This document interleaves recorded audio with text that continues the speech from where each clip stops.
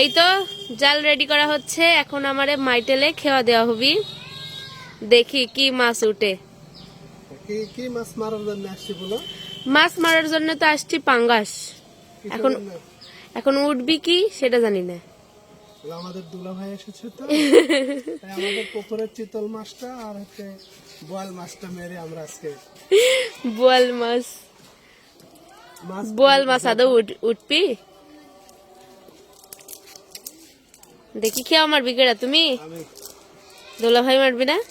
এ দোলা ভাই খেয়া মারবেন না আপনার? দোলা ভাই সেই খেয়া মারতে পারে, সেরাম। লাও মারো দেখি, জঙ্গলের মধ্যে সেই হবি নি। ওদিক যা মাছ ইয়া করতেছে, ডুব পাতিছে। ওরে বাবা, ওরে বাবা, সেই খেওয়া। বিসমিল্লাহ।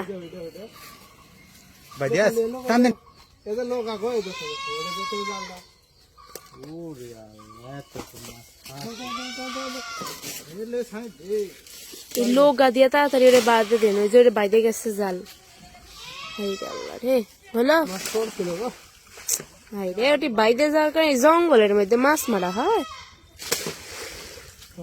এবার হচ্ছে দেখা যাক।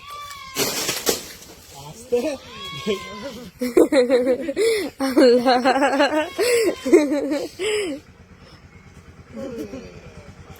কিরে আলো মোরে বাবা বাবা করতেছে, বিশাল বড় উঠছে নাকি? তুমি তো পড়েই আসো মাছের গেঞ্জি। দেখি আজকে কি মাছ ধরো তুমি।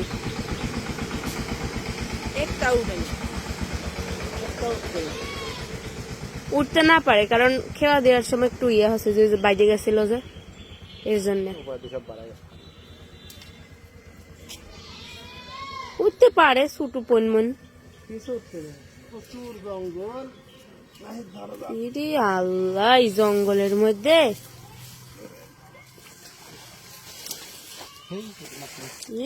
আল্লাহ, জঙ্গল ছাড়া কিচ্ছু নাই।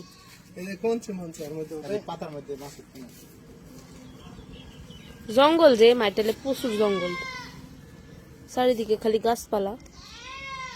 মাছ আমরা মারে আনছি। কই তোমার মাছ দেখি? ওই এর মধ্যে বস্তার মধ্যে মাছ আমরা আর হইল না এই জঙ্গলের মধ্যে। এই তো এখন জাল পরিষ্কার করা হচ্ছে, আর খেয়া দেওয়া হবে না তো। তাহলে মাছ দেখাও, দেখাচ্ছ ওই যে বস্তার মধ্যে আছে ওইগুলা। যে জঙ্গল, এটা আর দেওয়া যাবে না, জালের অবস্থাই শেষ। এই যে এখন জালের ময়লা মানে পাতা বাঁধিছে, এই পাতাগুলো ছড়াচ্ছে, তারপরে ধুয়ে জাল লাড়ে দিবি, আর খেয়া দিবি না। বিস্কিটের নাম তুফান। এই যে দেখেন, এই যে এগুলা আরেক পুকুর থেকে আনা হয়েছে, তেলাপিয়ার মাছ।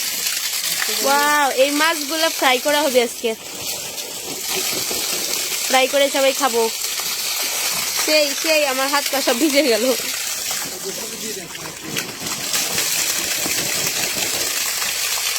তেলাপিয়ার মাছ ধরলো কে, মানে মারলো কে?